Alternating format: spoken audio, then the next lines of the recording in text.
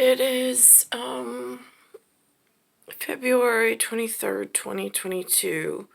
I watched something called An American Thought Leader on something called an Epoch Time, on something called an NTD that I was flipping through the channels and it was on. I taped it like when I see something. And then after that, also on the Epoch Times, also on NTD, it says something about Crossroads, which again, this is not a regular program that I'm aware of. I mean, I just happened to catch this, whatever, at this time period. But he has on the piece that they're speaking on for me, it sounds so eloquent. The words, the way that he describes it, in such harrowing times of I'm in the state of New York where the channels that I grew up watching, I don't know if the networks were bought, sold, the airtime exchanged. I have no idea how the diabolical mind works in menacing and so on and so forth. But, or like experimenting mentally on the children, who, like myself, who got lost somewhere in the wake of whatever's going on and left behind. I think in my day, they used to call it blackened with an ENED at the end. But nowadays, they just have swarmed that concept or theological, philosophical reference or ideology and methodology, and they have warped it through time, space, and communications into something else. Now, first, he shows a picture of this gentleman that they call Dr. Fauci, who I think works somewhere in Washington, D.C., from what I can gather, something like a CDC, I think. I don't know if he works directly with them. I'm not quite sure how that works. But I've heard him mentioned before with the face. The face looks familiar. Only by teleportation, by television, as is with most of these people. And then he goes in to speak to a different type of doctor who speaks on the silencing of the scientists that are questioning, because you're not supposed to question the scientists. I get that. There's a special league of scientists. I get that. I'm in a lonely state position, but I have a different purpose because I have a zodiac, and I'm a sundial that's got some kind of foreshadowed, whatever, as we went into this futuristic modernity that I wasn't on board for, and here we are. And I feel like I'm being punished for something I didn't even sign up for. And then I'm like, am I being punished because I didn't sign up for something? I mean, I don't understand how that works. How did I get looked over and thrown to the blackened pile? That within itself is a sizable question. Yeah, especially with the Omicron variant coming out, and we're seeing conflicting statements. The CDC seems to be kind of walking things back. We see the Biden administration putting more weight on the states and stepping things back. We see Dr. Fauci pushing things forward. We see a lot of the media now kind of teetering a little bit. That's Dr. We're not quite sure Fauci. what's going on. And we see also individuals like you, like Dr. Malone, getting fired, getting kicked off of Twitter.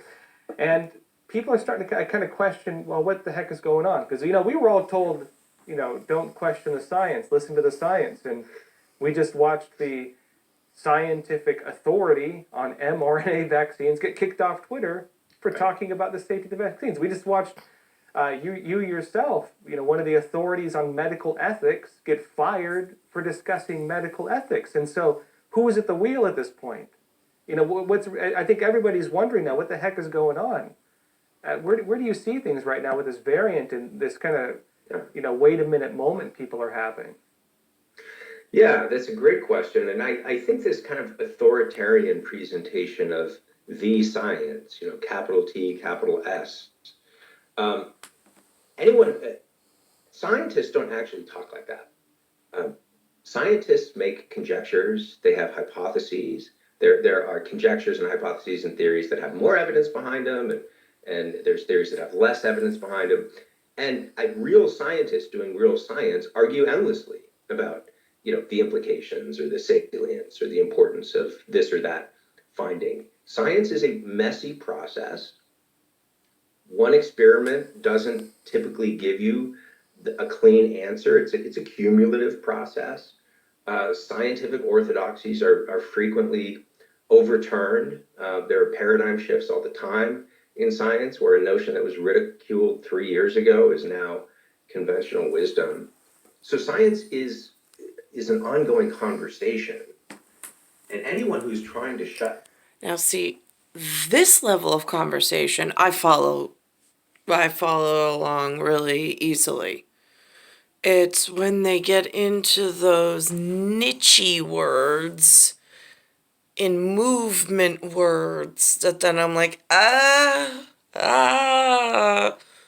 It's like I heard the Canadian man speak of dialectic. I'm like, right, well, as a diatomic, when I hear multiple dialectic and the inflections on the elected topic all of a sudden starts to morph or change or is not consistent across broadband, then I'm really left with some concerns. And I don't have like this large conversation pool of scientists. I'm reliant on a remote at this point, and I don't have this positive feedback loop. I put in what I'm hoping to be positive feedback, although sometimes it sounds negative, but I don't mean to be negative. It's just I don't think that they hit Special Task Force Mark's mark. I think they were off the mark. So I have to mention it because something's one part of this large geographical, anatomical, diabolical, diatomic, dialectic equation and formula. Sometimes the pieces move, and then all of a sudden it's not carried forward in the correct method or metrodome type of a way, where you hit the metrodome on a set tempo. Down an ongoing conversation in the name of science. Synchronized, I think, is the word. They're doing a kind of scientific authoritarianism. They're trying to don the mantle of all-knowing interpreter of science, and that's just a form of charlatanism. Real scientists don't talk like that. They don't behave like that. Real scientists have a certain intellectual humility and a certain understanding that a fast-moving pandemic with new variants and lots of complex data is hard to wrap your head around. And of course, there's going to be people with legitimate disagreements about what to do with the Omicron variant, or what the best response to it might be. And by shutting down dissenting voices, you artificially narrow and sort of close the door on that ongoing conversation, and that can do a lot of harm.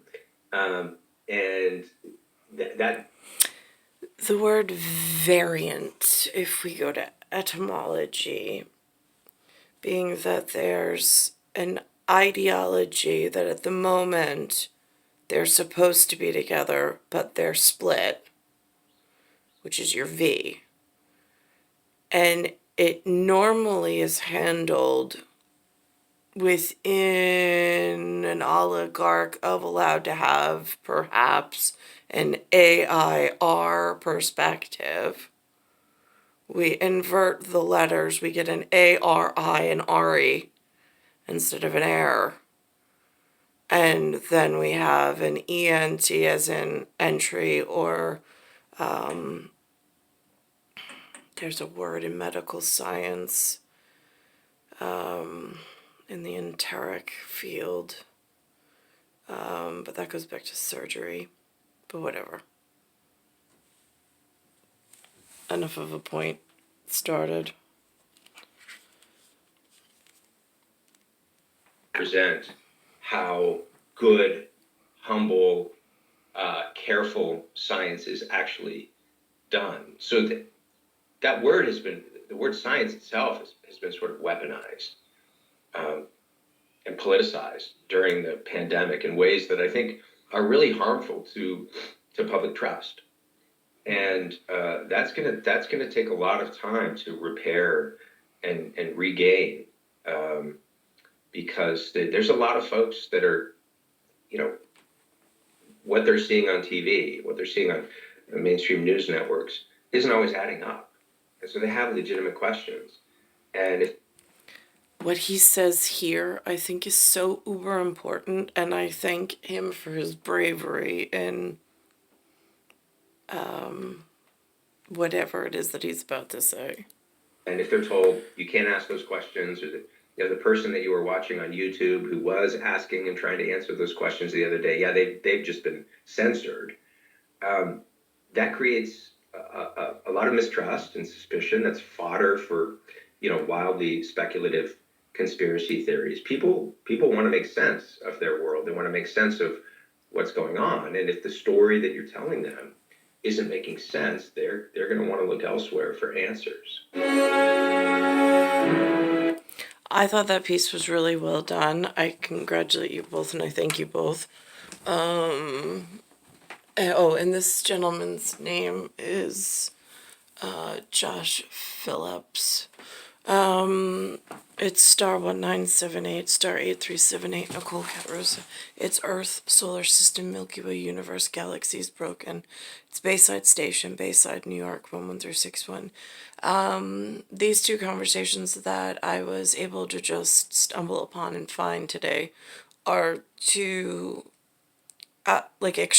extraordinary. It's out of the ordinary for me, for what is found.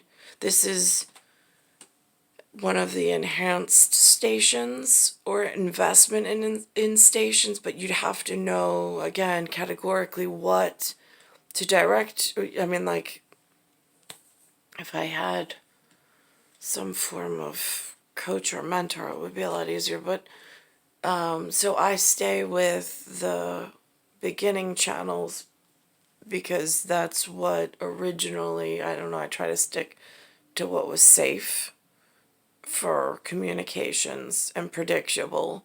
But this was a really nice piece of, I don't know if they call it journalism, or I'm not quite sure. So again, it's February 23rd, it's 2022.